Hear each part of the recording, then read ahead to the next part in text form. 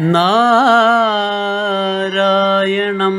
നമസ്കൃത്യ നരം ചൈവ നരോത്തമം ദേവീം സരസ്വതീം വ്യാസം തതോ ജയമുദീരയേ.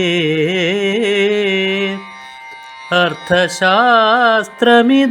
പുണ്യം ധർമ്മശാസ്ത്രമിദം പരം മോക്ഷശാസ്ത്രമിദം പ്രോക്തം വ്യാസേനാമിതബുദ്ധിനാ.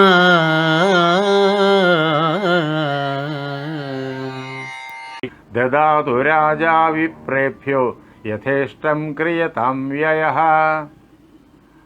അദ്ദേഹം വിപ്രന്മാർക്ക് വേണ്ടിയിട്ട്, ബ്രാഹ്മണർക്ക് വേണ്ടിയിട്ട്, സജ്ജനങ്ങൾക്ക് വേണ്ടിയിട്ട് എന്തൊക്കെ ദാനം ചെയ്യാൻ ആഗ്രഹിക്കുന്നുണ്ടോ അതെല്ലാം ഒരു തടസ്സവും കൂടാതെ, ഒരു സങ്കോചവും കൂടാതെ വാരിക്കോരി അങ്ങ് ദാനം ചെയ്യണം. അതേപോലെ പുത്രാണാം സുഹൃദാം ചൈവ, പുത്രന്മാർക്ക് വേണ്ടിയിട്ട്, സുഹൃത്തുക്കൾക്ക് വേണ്ടിയിട്ട് എന്തൊക്കെയാണോ അങ്ങ് ചെയ്യാൻ ആഗ്രഹിക്കുന്നത്, വിവിധങ്ങളായ ശ്രാദ്ധാദി കർമ്മങ്ങളുടെ പേരിൽ, അതേപോലെ തന്നെ പൂജാദികളുടെ കാര്യങ്ങളിൽ എന്തൊക്കെ അങ്ങ് ചെയ്യാൻ ആഗ്രഹിക്കുന്നുവോ അതെല്ലാം നിർവഹിക്കുക. അതിന് വേണ്ടുന്നതെല്ലാം ഇഷ്ടം പോലെ ഇവിടെ നിന്ന് എടുത്തുകൊള്ള, ഇതെല്ലാം അങ്ങയുടേതാണ്, ഞങ്ങളുടെ അനുവാദം പോലും വേണ്ട എന്നതിനർത്ഥം. ഇതം ചാപി ശരീരം മേ തവായത്തം ജനാധിപ. ഞാൻ അദ്ദേഹത്തോട് പറഞ്ഞതായിട്ടല്ലയോ ഇളയച്ച അങ്ങ് പോയി പറയുക, എൻ്റെ ഈ ശരീരമുണ്ടല്ലോ അത് ധൃതരാഷ്ട്രന് അധീനമാണ് എന്നറിയണം. അതേപോലെ എൻ്റെ പ്രാണങ്ങൾ അത് ധൃതരാഷ്ട്രന് സമർപ്പിതമാണ് എന്ന് അദ്ദേഹം അറിയണം. ധനാനി ചേതി വിദ്ധിത്വം നമേ തത്രാസ്തി സംശയഃ. എൻ്റെ സമ്പത്ത് അത് മുഴുവനും ധൃതരാഷ്ട്രന് അധീനമാണ് എന്നറിയണം. ഇക്കാര്യത്തിൽ യാതൊരു ആശങ്കയ്ക്കും ഇടമില്ല എന്ന് ഉറപ്പായിട്ട് ഞാൻ പറഞ്ഞതായിട്ട്, ഞങ്ങൾ പറഞ്ഞതായിട്ട് അങ്ങ് അവിടെ പോയി അറിയിച്ചാലും. ഇങ്ങനെ മഹാരാജാവായിരിക്കുന്ന യുധിഷ്ഠിരൻ പറഞ്ഞ അവസരത്തിൽ വിതുരൻ അവിടെ നിന്ന് സ്നേഹത്തോടുകൂടി അവരോടെല്ലാം യാത്ര പറഞ്ഞിട്ട് നേരെ ധൃതരാഷ്ട്രൻ്റെ കൊട്ടാരത്തിലേക്ക് പോയി. എന്നിട്ട് ഈ പറയുന്ന പ്രകാരത്തിൽ ധൃതരാഷ്ട്രനെ അതെല്ലാം കേൾപ്പിച്ചു എന്ന് വ്യാസൻ നമ്മോട് പറയുകയാണ്. യുധിഷ്ഠിരനോട് സംസാരിക്കുന്ന അവസരത്തിലും വിതുരന്റെ മനസ്സ് ഏതു പ്രകാരത്തിൽ അഹന്താരഹിതമായിരുന്നു. താനിതിൻ്റെ കർത്താവാണെന്നോ താനിതിൻ്റെ ഭോക്താവാണെന്നോ ഒന്നുമുള്ള വിചാരമില്ലാതിരുന്നുവോ അതേ രീതിയിൽ, അതേ പ്രകാരത്തിലുള്ള സംയമത്തോടുകൂടി ഇതാ ധൃതരാഷ്ട്രൻ്റെ മുന്നിൽ ചെന്നും ഈ കാര്യങ്ങൾ ഒരു വ്യത്യാസവും കൂടാതെ അറിയിക്കുകയാണ്. എന്താ അദ്ദേഹം ധൃതരാഷ്ട്രനോട് പറഞ്ഞത്? ഉക്തോ യുധിഷ്ഠിരോ രാജ ഭവദ്വചനമാദിതഃ. അല്ലയോ മഹാരാജാവേ, അങ്ങയുടെ വാക്കുകളുണ്ടല്ലോ, പാണ്ഡവന്മാരോട് പറയാനായിട്ട് അങ്ങ് എന്നെ പറഞ്ഞ് ഏൽപ്പിച്ചിരുന്നതായ കാര്യങ്ങൾ, അത് മുഴുവൻ തുടക്കം തൊട്ട് ഒടുക്കം വരെ ഒരു അക്ഷരം പോലും വിട്ടുകളയാതെ കണ്ട് ഞാൻ അതേ പ്രകാരത്തിൽ യുധിഷ്ഠിരാദികളെ, അവരഞ്ചു പേരെയും, അതേപോലെ അവർക്ക് ഏറ്റവും വേണ്ടപ്പെട്ടവരായിട്ട് ഉള്ള ആളുകളെയും ഞാൻ കേൾപ്പിച്ചു. അത് ഞാൻ പറഞ്ഞ അവസരത്തിൽ സച സംശ്രുത്യ വാക്യം തേ, ആ വാക്കുകളെല്ലാം വളരെ ശ്രദ്ധയോടുകൂടിയിട്ട് അവർ കേട്ടു. കേട്ടതിന് ശേഷം പ്രശംസ മഹാദ്യുതി, ആ മഹാദ്യുതിയായിരിക്കുന്ന വലിയ പ്രകാശത്തോടുകൂടിയവനായിരിക്കുന്ന, എല്ലാ പ്രകാരത്തിലുമുള്ള പ്രകാശം, സമ്പത്ത് കൊണ്ടാണെങ്കിലും കീർത്തി കൊണ്ടാണെങ്കിലും ലോകരർപ്പിക്കുന്നതായ ബഹുമതി കൊണ്ടാണെങ്കിലും ഇങ്ങനെ എല്ലാ പ്രകാരത്തിലുമുള്ള തേജസ്സോടുകൂടിയവനായ ആ മഹാരാജാവ് ഇത് കേട്ടിട്ട് അങ്ങയുടെ വാക്കുകളെയെല്ലാം പ്രശംസിച്ചു. അങ്ങ് പറഞ്ഞതിനെയെല്ലാം പരിപൂർണമായിട്ടും സ്വീകരിച്ചിട്ട് അതിൽ ആനന്ദിച്ചു. അതിനെക്കുറിച്ച് പുകഴ്ത്തി പറഞ്ഞു. മഹാരാജാവായ യുധിഷ്ഠിരൻ സംസാരിച്ചതുപോലെ തന്നെയാണ് ബീഭത്സു സംസാരിച്ചതും. ബീഭത്സുശ്ച മഹാതേജ നിവേദയതി തേ ഗൃഹാൻ.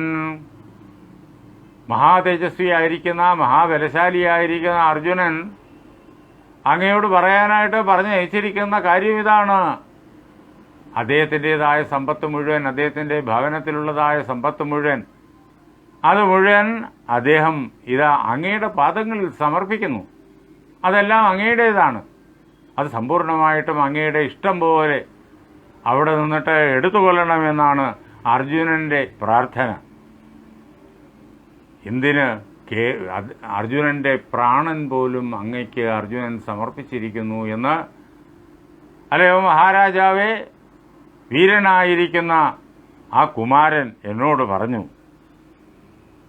ധർമ്മരാജാവാണെങ്കിലോ ധർമ്മരാജശ്ച പുത്രസ്തേ രാജ്യം പ്രാണാൻ ധനാനി ച. അങ്ങയുടെ പുത്രനായിരിക്കുന്ന ധർമ്മരാജാവ് യുധിഷ്ഠിരൻ, അദ്ദേഹം തൻ്റെ രാജ്യത്തെയും തൻ്റെ പ്രാണങ്ങളെയും തൻ്റെ ധനത്തെയും എല്ലാം അല്ലയോ രാജർഷേ അങ്ങയിൽ സമർപ്പിച്ചിരിക്കുന്നു എന്ന് പ്രത്യേകം പറഞ്ഞയച്ചു. എന്ന് മാത്രമല്ല, വേറെ എന്തൊക്കെ അങ്ങയ്ക്ക് വേണമെന്നുണ്ടെങ്കിലും പറഞ്ഞാൽ മതി, അത് മുഴുവൻ അങ്ങയ്ക്ക് അധീനമാണ് എന്നും അറിയിച്ചിരിക്കുന്നു. പിന്നെ അങ്ങയ്ക്ക് അറിയുന്നതാണല്ലോ ഭീമൻ ഇടയ്ക്കിടയ്ക്ക് അങ്ങയോട് അനിഷ്ടകാരിയായിട്ടുള്ള വാക്കുകൾ പറയുന്നത്. ഭീമൻ ഈ അവസരത്തിലും അല്പം അനിഷ്ടം ഇക്കാര്യത്തിൽ കാണിച്ചു. ഭീമശ്ച സർവദുഃഖാനി സംസ്മൃത്യ ബഹുലാന്യുത. അതിൻ്റെ കാരണം കൂടി ചേർത്ത് തന്നെയാണ് പറഞ്ഞിരിക്കുന്നത്. നേരത്തെ അനുഭവിച്ചതായ പരിധിയില്ലാത്തതായ ദുഃഖങ്ങളുടെ ഒരു പരമ്പരയുണ്ടല്ലോ, അവയെല്ലാം ഓർമ്മിച്ചിട്ട് അവയുടെ എണ്ണമെടുക്കാൻ പോലും പറ്റൂല, അത്രയേറെയുണ്ട്. ഇതെല്ലാം അങ്ങയുടെ മകനും കൂടി ചെയ്തതാണ് എന്ന് വ്യംഗ്യമായി അതിനുള്ളിൽ കിടക്കുന്നു. അങ്ങനെയുള്ള ആ കാര്യങ്ങളെല്ലാം ഓർത്തിട്ട് കൃച്ഛ്രാദിവ മഹാബാഹു അനുജജ്ഞേ വിനിശ്വസൻ. അവിടെ ആ സഹോദരന്മാർ യുധിഷ്ഠിരനും അർജുനനും നകുല സഹദേവന്മാരും എല്ലാവരും നിർബന്ധമായിട്ട് അദ്ദേഹത്തെ ഭീമനെ സാന്ത്വനപ്പെടുത്താൻ ശ്രമിച്ചപ്പോൾ വല്ല വിധേയനെയും അല്പമൊന്ന് സാന്ത്വനപ്പെട്ട്, എങ്കിലും പൂർണ്ണ സാന്ത്വനമല്ല, അതാണ് ദീർഘമായി നിശ്വസിച്ചുകൊണ്ട്, കാരണം അപ്പോഴും അനിഷ്ടം ഉള്ളിൽ നിന്ന് തികട്ടി വരുന്നുണ്ട്, ദീർഘമായി നിശ്വസിച്ചുകൊണ്ട് സമ്മതിച്ചു സമ്പത്ത് അങ്ങയ്ക്ക് തരാൻ വേണ്ടിയിട്ട്. അങ്ങനെ മഹാരാജാവും ബീഭത്സവും അനുജന്മാരും എല്ലാവരും അവരുടെ സ്നേഹത്തെ, ആദരങ്ങളെയെല്ലാം, സൗഹൃദത്തെയെല്ലാം പരിപൂർണമായിട്ടും വ്യക്തമാക്കി തീർത്തു. എന്നിട്ട് മഹാരാജാവായിരിക്കുന്ന യുധിഷ്ഠിരൻ അങ്ങയോട് ഒരു സവിശേഷമായ പ്രാർത്ഥനയും പറയാനായി പറഞ്ഞിട്ടുണ്ട്. എന്താണെന്ന് വെച്ച് കഴിഞ്ഞാൽ, നച മന്യുസ്ത്വയാ കാര്യ ഇതി ത്വം പ്രാഹ ധർമ്മരാട് സംസ്മൃത്യ ഭീമസ്തദ്വൈര്യം യദന്യായവദാചരത്. പഴയ ആ സംഭവങ്ങളെല്ലാം ഓർത്തിട്ട് സംസ്മൃത്യ ഭീമസ്തദ്വൈരം, ഭീമൻ ആ വൈരത്തെ ഭംഗിയായിട്ട് ഓർത്തിട്ട് ഇടയ്ക്കിടയ്ക്കൊക്കെ അങ്ങയോട് വൈരം പോലെ ഒക്കെ ചില പ്രവൃത്തികളൊക്കെ ചെയ്തിട്ടുണ്ടല്ലോ, കുത്തുവാക്കുകളൊക്കെ പറഞ്ഞിട്ടുണ്ടല്ലോ. അത് ഒന്നും അങ്ങ് വിദ്വേഷത്തോടു കൂടിയിട്ട് സ്മരിക്കരുത്. അതിനെയെല്ലാം അങ്ങ് ക്ഷമിച്ചിട്ട്, അത് ഭീമസേനൻ അനുഭവിക്കേണ്ടി വന്നിട്ടുള്ളതായ കഷ്ടപ്പാടുകൾ കൊണ്ടാണ് ഭീമസേന അങ്ങനെയൊക്കെ പ്രവർത്തിക്കുന്നത്. ആ കഷ്ടപ്പാടുകൾ ഏറെ അനുഭവിച്ചത് ഭീമനാണ്. അവൻ ഞങ്ങൾക്ക് സംരക്ഷണമായി നിന്നതുകൊണ്ട് ഞങ്ങൾക്കതിൻ്റെ അംശം മാത്രമേ അനുഭവിക്കേണ്ടി വന്നുള്ളൂ. അതുകൊണ്ട് മാത്രമാണ് അവൻ അങ്ങനെയൊക്കെ ചിലപ്പോൾ പറഞ്ഞിട്ടുള്ളതെല്ലാം അങ്ങ് സഹിക്കണം, ഭീമനെ അനുഗ്രഹിക്കണം, ഭീമനോട് കോപിക്കരുത് എന്ന് പ്രത്യേകമായിട്ട് പറഞ്ഞിട്ടുണ്ട്. തദ്ദാതു ഭവൻ വിത്തം വ്യാവദിച്ഛസി പാർത്ഥിവ. അല്ലയോ മഹാരാജാവേ, എത്രമാത്രം സമ്പത്ത് അങ്ങ് ദാനം ചെയ്യുവാൻ ആഗ്രഹിക്കുന്നുണ്ടോ അതെല്ലാം അങ്ങ് യാതൊരു കുറവും കൂടാതെ കണ്ട് ഭംഗിയായിട്ട് ദാനം ചെയ്തു കൊള്ളണം. ത്വം ഈശ്വരോസ്യ രാജ്യസ്യ, ഈ രാജ്യത്തിൻ്റെ മുഴുവൻ ഈശ്വരൻ അങ്ങാണ്. പ്രാണാനാമപി ഭാരത. അല്ലയോ മഹാരാജാവേ, ഭരതവംശത്തിൽ പിറന്നവനെ, ഞങ്ങളുടെ പ്രാണന്റെയും ഈശ്വരൻ അങ്ങാണ്. ഇതിമാം അബ്രവീത് രാജ പാർത്ഥശ്ചൈവ ധനഞ്ജയ. അല്ലയോ മഹാരാജാവേ, മഹാരാജാവായിരിക്കുന്ന യുധിഷ്ഠിരൻ ഇങ്ങനെ എന്നോട് പറഞ്ഞു എന്ന് മാത്രമല്ല, ധനഞ്ജയനായിരിക്കുന്ന പാർത്ഥനും ഇതേ രീതിയിൽ എന്നോട് പറഞ്ഞു.